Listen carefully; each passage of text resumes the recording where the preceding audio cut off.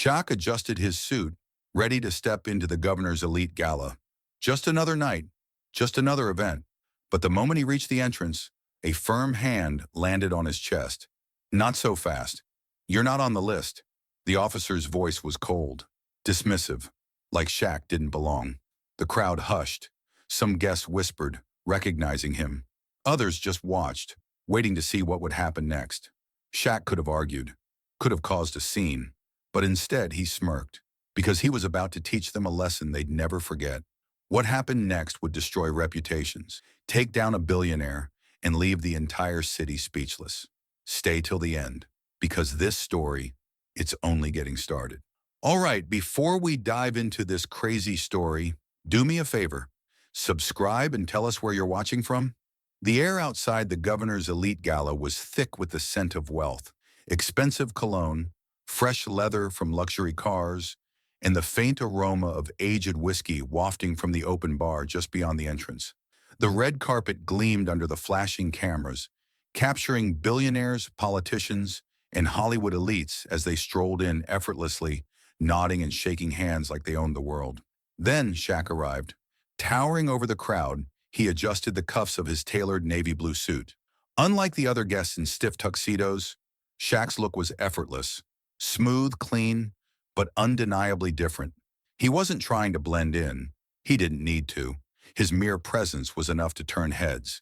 He stepped forward, one polished shoe landing on the plush carpet, but before he could take another step, "Hold it right there." The voice was firm, almost rehearsed, as if the man behind it had been waiting for this exact moment.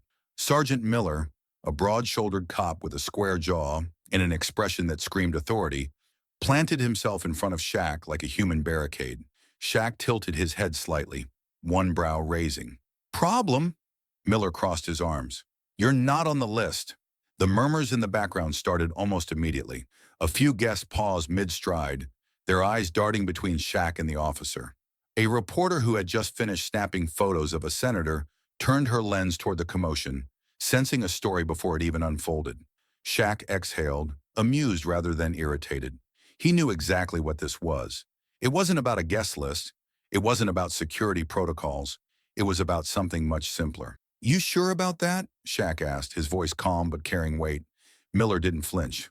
"Sorry, sir. This is a private event." Shaq smirked. "I know. That's why I'm here." Miller's jaw tightened. "People like you don't just walk into events like this." And there it was.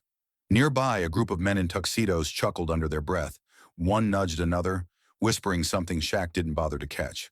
Another guest, a woman draped in diamonds, looked away awkwardly, clearly uncomfortable but unwilling to intervene. A deep silence settled between Shaq and the officer, but Shaq didn't move. He didn't argue. He simply studied Miller the same way a chess player sizes up his opponent before making a move. Then, without breaking eye contact, Shaq reached into his pocket and pulled out his phone. Miller exhaled sharply. "Call whoever you want. You're not getting in." Shaq paused, his thumb hovering over the screen, then looked up, this time not with amusement, but with something quieter, something sharper. "You sure you want to bet on that?" Miller didn't respond right away, but the slight twitch in his jaw told Shaq all he needed to know. He had just made a mistake, a big one. The tension outside the governor's elite gala was thick enough to cut with a knife.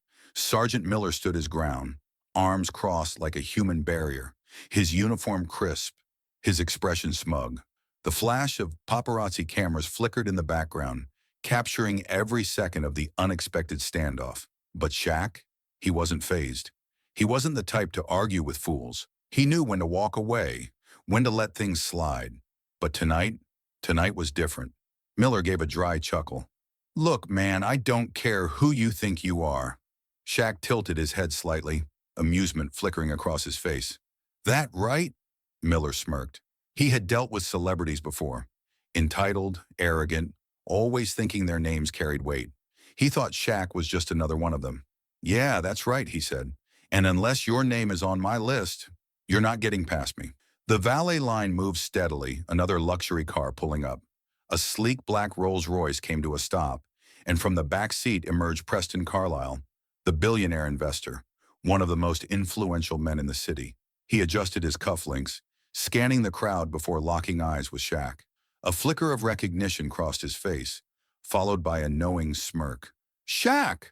Carlyle called out, striding toward them with the confidence of a man who owned half the people in the room. "What's going on here?" Shaq exhaled slowly, shaking his head. "Apparently, I don't belong here." Carlyle's eyes flicked to Miller, unimpressed. "Let him through." Miller didn't even turn to acknowledge him. His stance didn't shift. "I don't take orders from guests," he said, voice dripping with finality. Carlyle raised an eyebrow, clearly taken aback. The murmurs around them grew louder. More guests whispering, watching. Their curiosity piqued. A few cell phones were out now recording. Shaq chuckled under his breath. "Ain't about orders," he said. "It's about common sense." Carlyle scoffed, shaking his head in disbelief. This cop just made the worst mistake of his career. Miller remained defiant, his jaw set, his smirk unwavering. To him, this was a game, a moment of power he wasn't willing to let go of. He squared his shoulders, looking Shaq up and down before letting out a low laugh. "What's the worst you can do?" he challenged, his voice cocky, brimming with misplaced confidence. Shaq took a step closer, just enough for Miller to feel the full weight of his towering presence. His voice was calm, steady, dangerously so. "You'll see." The moment stretched, Miller's smirk faltering just slightly. Somewhere in the distance, the sound of a phone buzzing cut through the air. And just like that, the game was about to change. The night air was thick with tension. Flashbulbs popped, murmurs swirled through the high society crowd, and Miller's smug smirk remained firmly in place. He thought he had won, thought he had put Shaq in his place. But Shaq? He was done playing. With a slow, deliberate motion, Shaq pulled out his phone and pressed call. The screen illuminated with a single name, Governor Randall's office. The moment felt like a shift in gravity, like the world had tilted just slightly, and only a few people in the crowd understood what was about to happen. Miller folded his arms, chuckling. "What, calling your boys to complain? Gonna cry about it?" Shaq didn't answer. He brought the phone to his ear. One ring, two, then a crisp voice on the other end. "Shaq? What's wrong?" Shaq's tone was casual, almost lazy. "Tell your boy at the door to chill." For a second, nothing happened. Then, Miller's radio crackled to life. "Sergeant Miller," a stern voice boomed. Miller frowned, pressing a hand to his earpiece. "Go ahead, Command." The response came like a gunshot. "Step aside." Immediately, Miller's smirk wavered. "Sir, with all due respect." "I said step aside!" Gasps rippled through the bystanders. A few people covered their mouths, others whispered in shock. The arrogance in Miller's stance melted like wax, his face paling as reality crashed into him. Shaq finally spoke, his voice calm. "You were saying—" Miller's fingers twitched at his side, his jaw clenching. His pride screamed at him to push back, to find some excuse. But there was none. His career flashed before his eyes. He had just embarrassed himself in front of some of the most powerful people in the state. Carlyle, the billionaire investor, let out a soft chuckle, shaking his head. "I warned you." Miller swallowed hard. He turned stiffly to the side, barely managing to force out the words. "You're clear to enter, sir." Shaq didn't move right away. He let the moment sit, the humiliation burn a little deeper into Miller's chest. Then, with an easy stride, he stepped forward, finally crossing the red carpet toward the grand entrance. As he passed, he stopped next to Miller, towering over him, voice low enough that only the disgraced officer could hear. "Told you!" Miller barely breathed, his fist clenched. But behind him, out of sight, his phone buzzed. A new message flashed on the screen. Unknown number. Don't let him in, no matter what. The grand ballroom of the governor's elite gala was a spectacle of wealth and influence, a world where power resided not just in money, but in the quiet, calculated exchanges between politicians, billionaires, and industry moguls. The ceiling, adorned with intricate gold detailing, stretched high above, reflecting the glow of countless chandeliers. Waiters moved between clusters of guests, their trays carrying glasses filled with aged whiskey and champagne, while hushed conversations shaped the city's future in corners untouched by prying ears. It was an event where only the most privileged belonged. And then Shaq walked in. A ripple of whispers moved through the room, subtle yet unmistakable. Some guests froze mid-sentence, their gazes flicking toward him before quickly looking away, as if unsure how to react. Others simply stared, their curiosity evident, but their expressions guarded. It wasn't just his towering frame that made him stand out. It was the simple fact that he wasn't supposed to be there. At the far end of the room, seated in an exclusive section meant for only the most influential figures, Charles Beckworth set down his glass of scotch. With deliberate slowness, dressed in a custom-tailored black suit that likely cost more than an average person's annual salary, he exuded the quiet arrogance of a man accustomed to controlling everything around him. His expression remained impassive, but his sharp blue eyes followed Shaq's every move. Leaning slightly toward the man beside him, Senator Whitaker, a longtime political ally, Beckworth murmured, "Who the hell let him in?" Whitaker didn't bother hiding his amusement, smirking as he swirled the dark liquid in his glass. "No idea, but I'll tell you one thing." He chuckled, shaking his head. "He doesn't belong here." Beckworth's fingers tapped lightly against the polished surface of the table. He didn't share Whitaker's amusement. He had spent years curating an environment where only the right kind of people had access. And Shaq? He was a disruptor, a wild card, someone who didn't play by the silent rules that govern this world. "We can't let him think he does," Beckworth muttered, his tone carrying the weight of a decision already forming in his mind. Meanwhile, outside the ballroom, Sergeant Miller's phone vibrated in his pocket. He was still stationed near the entrance, his pride stinging from what had just unfolded. His hand instinctively moved to his holster before pulling out his phone instead. Unknown number. The message was brief. "Good job. Don't let him in, no matter what." Miller's pulse quickened. Whoever had sent this message was someone powerful, someone who could ensure his mistake was erased, or that his career was permanently over if he didn't act accordingly. His grip on the phone tightened. His breath came out slow and measured as he looked toward the ballroom entrance. If he moved fast enough, if he played this just right, he could still turn things around. He could still make sure Shaq was removed. Inside, Shaq could feel it. The shift in energy, the watchful eyes, the subtle tension creeping into the room. He had been in situations like this before, where the powerful felt threatened by the mere presence of someone who wasn't afraid of them. He exhaled slowly, adjusting his suit with an ease that came from years of knowing exactly who he was. If they wanted to watch him, let them. Back outside, Miller took a deep breath and turned to the guards, his voice low but firm. "Get ready. We're not done yet." The air in the grand ballroom was thick with anticipation. Conversations had slowed to hushed murmurs as guests exchanged uneasy glances, some pretending to sip their drinks while keeping their eyes locked on the entrance. The tension from earlier had not faded. It had only grown. And then, just as Shaq took a step forward, a voice cut through the air. "Sir, I need you to come with me." Shaq barely turned his head. He knew that voice. Sergeant Miller. Miller stood firm, his badge gleaming under the golden chandelier light. His jaw was tight, his hands resting stiffly on his belt, where his radio and handcuffs sat.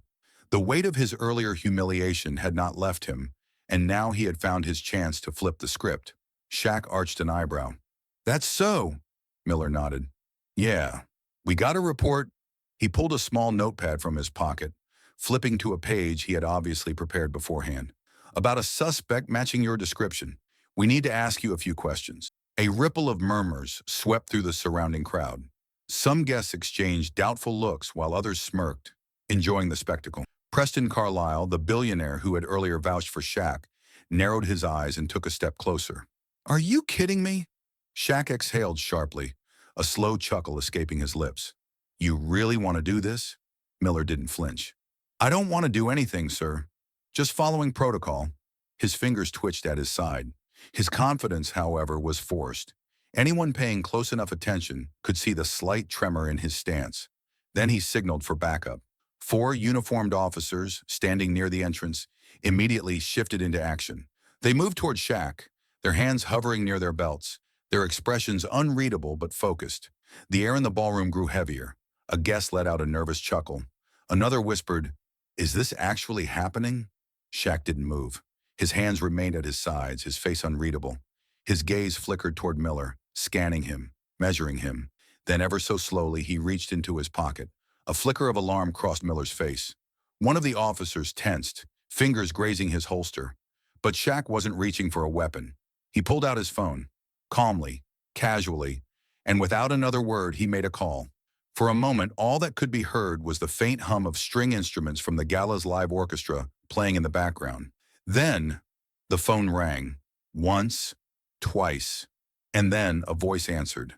A voice that made Miller's face drain of all color. Shaq didn't even need to explain the situation. He simply said 5 words. "You might want to handle this." The officers' radios crackled to life. A commanding voice barked through the static. "Sergeant Miller, stand down immediately." The ballroom, once humming with the gentle murmur of elite conversation, fell into an eerie silence. Eyes darted between Shaq, the cluster of uniformed officers, and the increasingly pale face of Sergeant Miller. The tension was suffocating, thick enough to choke the music, still playing faintly in the background. Then with a sharp flicker, the event's massive LED screen lit up. The feed was live. Governor Randall appeared, standing behind a grand podium, his polished suit impeccable under the bright lights. He hadn't yet noticed the chaos brewing just outside the ballroom. This was supposed to be his night. The governor's elite gala, an evening of handshakes, expensive champagne, and carefully calculated speeches. The crowd shifted, turning toward the screen as the governor tapped the microphone. "Ladies and gentlemen," he began, his deep voice reverberating through the room, "it's an honor to welcome you all tonight." Shaq remained still, his phone still in hand. His call had been placed minutes ago. Now it was time to see if the right people were listening. Sergeant Miller, however, was starting to sweat. His radio crackled again. "Sergeant Miller, this is command. Stand by for direct orders." The 4 officers flanking Shaq hesitated, sharing uncertain glances. Something was happening, and it was bigger than any of them had expected. Then, Governor Randall paused mid-sentence. A staffer, just out of frame, had stepped close and was whispering something in his ear. The governor's eyebrows furrowed, and for a split second, his composed demeanor wavered. Miller swallowed hard. He could feel it. The shift. The moment when control was slipping from his grasp. Then the governor straightened, cleared his throat, and looked directly into the camera. "Before I continue," he said, his voice carrying an unexpected weight, "I want to personally acknowledge a very special guest in attendance tonight. Big Shaq." A collective gasp rippled through the ballroom. Shaq didn't flinch, but a slow, knowing smile curled on his lips. The room erupted into applause. High-profile guests turned in their seats, some clapping enthusiastically, others exchanging bewildered whispers. The governor had not only acknowledged Shaq, he had welcomed him. Miller's face went from pale to ghostly white. The radio in his hand blared again. "Sergeant Miller, stand down immediately. This order comes from the governor's office. Do you understand?" Miller's mouth opened, then closed. His hands clenched at his sides, but he didn't dare move. On the screen, the governor continued. His tone sharpened, his expression darkening. "And if anyone attempted to keep him out tonight, well, we will deal with them. Severely." The applause died down. A chilling silence followed. Shaq's eyes locked onto Miller's. Checkmate. The officers backing Miller hesitated, then took a step away from Shaq. Miller's entire world was collapsing right in front of him. Sergeant Miller stood frozen, his fingers tightening around the radio as if holding on to it could somehow change what he had just heard. The voice on the other end was cold, absolute. "Sergeant, return your badge. Now." The words cut through him like a blade. The officers around him shifted uneasily, their eyes darting between Shaq and their now disgraced superior. Just moments ago, Miller had been the one barking orders, relishing his authority. But now, that power was crumbling beneath him, like sand slipping through his fingers. Miller's mouth went dry. He swallowed hard, glancing at the governor's face still illuminated on the massive screen. The entire ballroom was watching. Politicians, billionaires, high society elites, all bearing witness to his humiliation. No, this isn't fair," he blurted, his voice cracking. He doesn't even belong here. I was just..." Shaq took a step closer, his towering presence casting a shadow over the fallen officer. His deep voice was calm, yet carried the weight of finality. "You did this to yourself." Miller's hands trembled. His badge, once a symbol of his authority, now felt like a branding iron burning against his chest. The ballroom, filled with whispers and camera flashes, felt suffocating.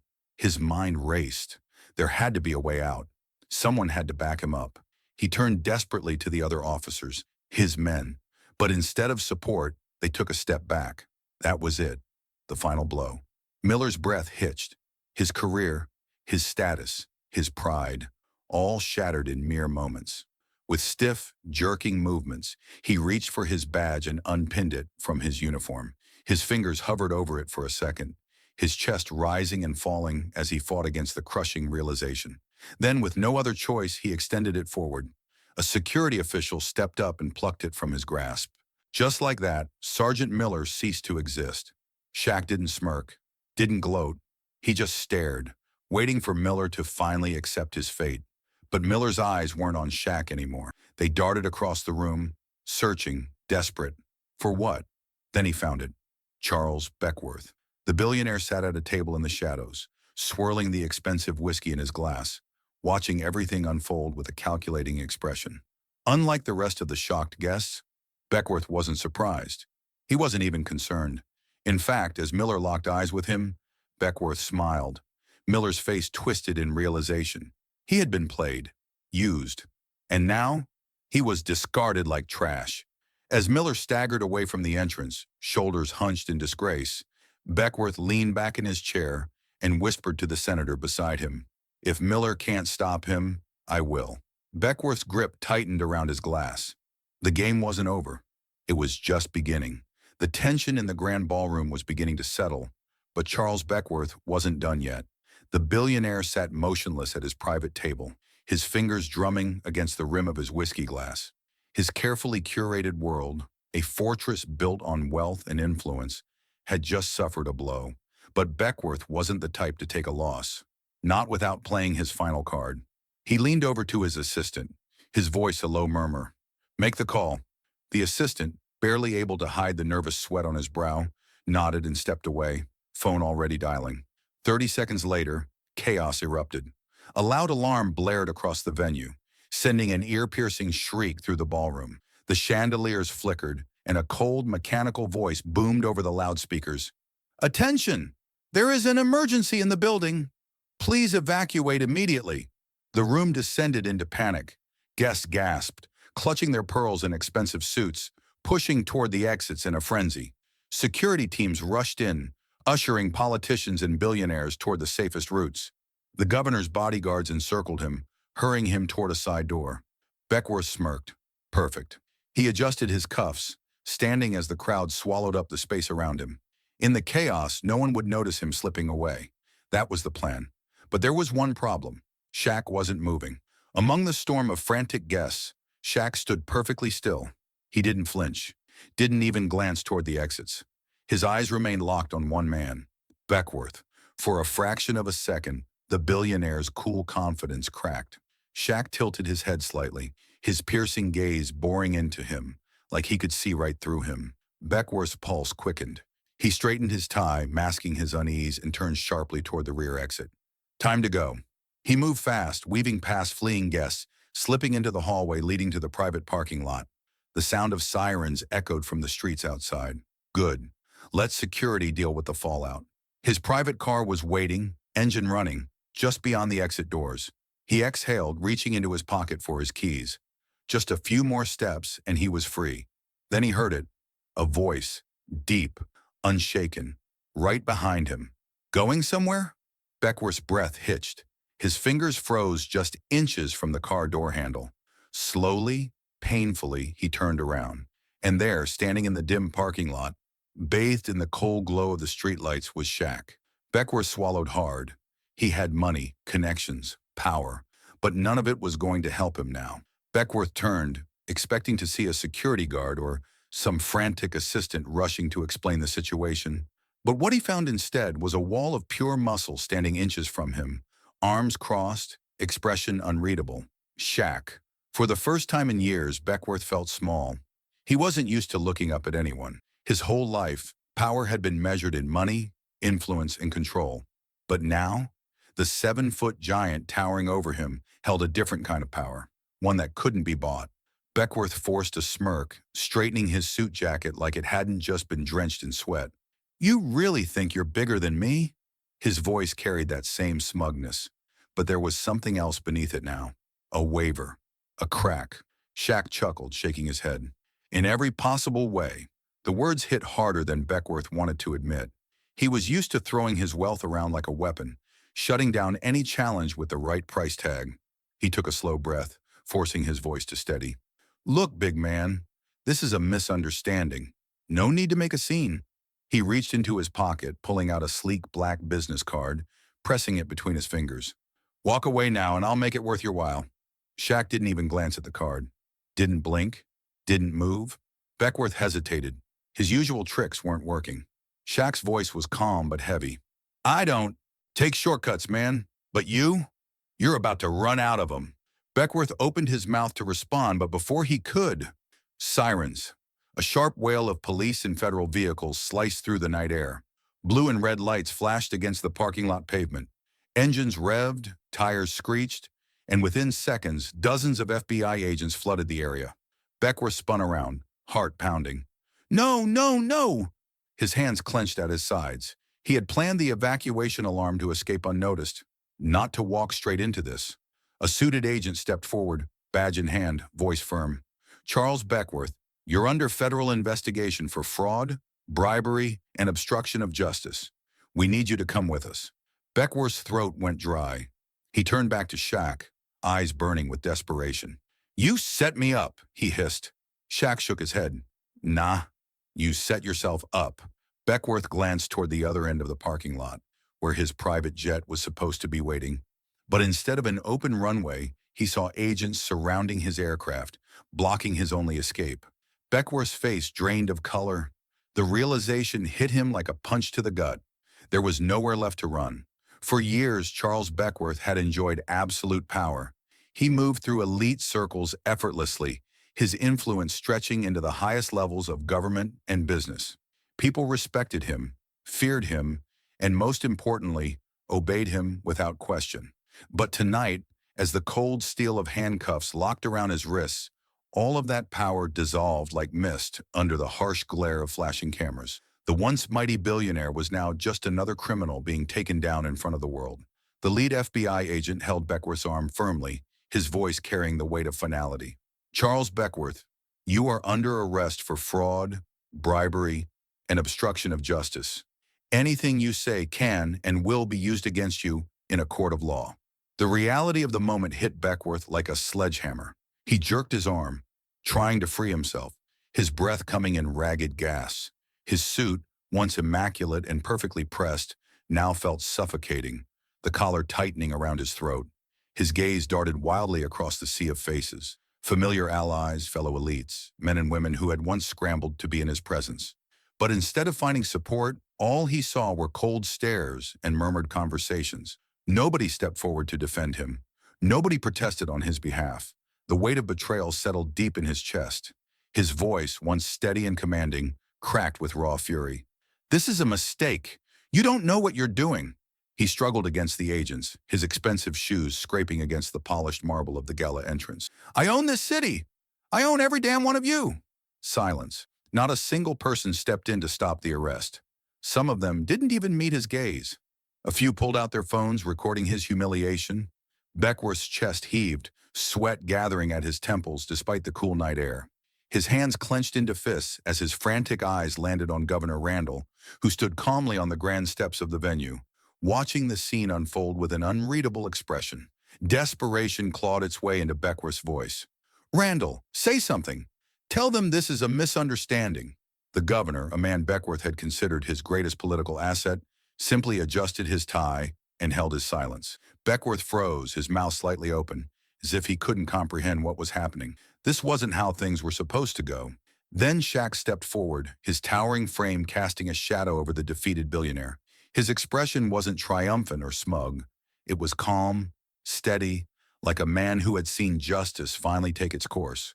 When he spoke, his voice was quiet but carried enough weight to make Beckworth flinch. Not anymore. Those two words shattered whatever was left of Beckworth's composure. His breath hitched, his body tensed, and for the first time, genuine fear flickered in his eyes. A hush fell over the crowd. The weight of the moment pressed down on everyone. The governor's assistant stepped forward and, in a voice just loud enough for the nearby guests to hear, uttered a single sentence that sent a ripple of shock through the entire event. He tried to stop you tonight because he knew you'd expose him. Shaq's eyes flicked toward Governor Randall, who still had not spoken. The entire city was watching. The tension was suffocating. Then finally the governor stepped forward, cleared his throat, and adjusted his suit. His gaze swept over the silent crowd before landing directly on Shaq. His next words left the entire gala stunned. "Ladies and gentlemen, I think we need new leadership in this city." The room held its breath. Governor Randall, a man known for his measured words, had just uttered something that sent shockwaves through the elite gathering. The murmurs spread like wildfire, whispers bouncing between guests like electricity crackling through the air. "I think we need new leadership in this city." At first, people weren't sure they had heard him correctly. But as the words settled in, the meaning became undeniable. Some gasped, others exchanged stunned glances, and a few were already reaching for their phones, eager to be the first to break the news. Shaq, standing just a few feet away, raised an eyebrow, his expression unreadable. He hadn't expected this.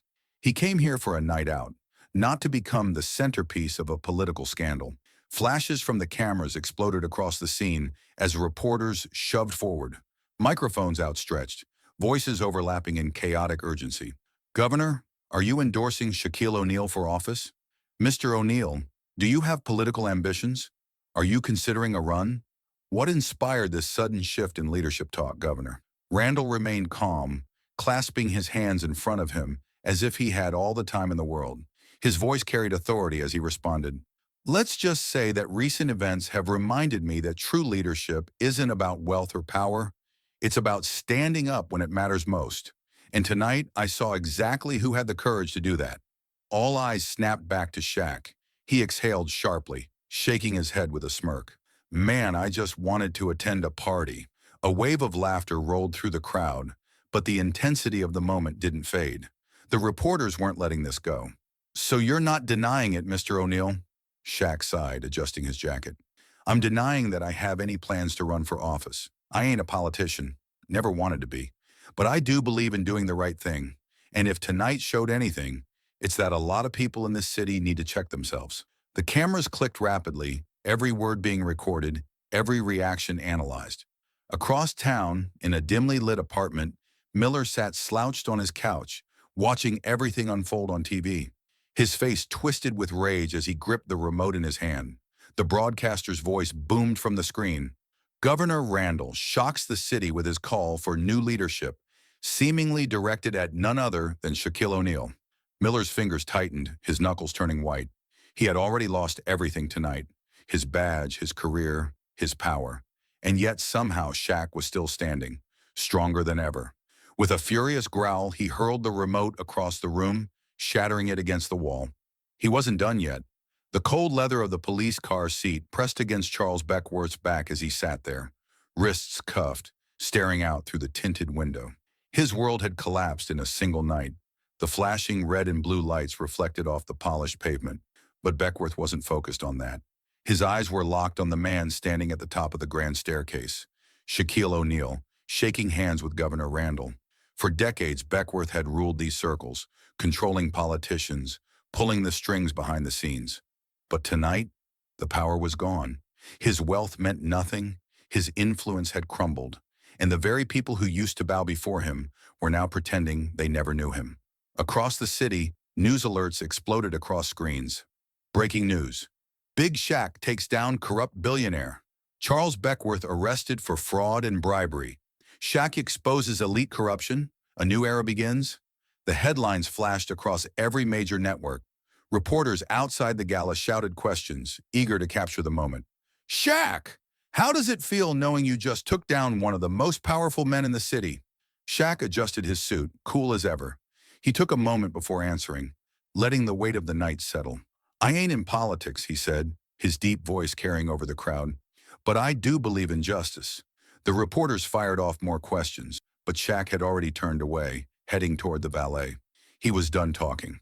Meanwhile, across town, Miller sat in his dimly lit apartment, staring blankly at his TV. The former cop watched in horror as the screen displayed his own downfall.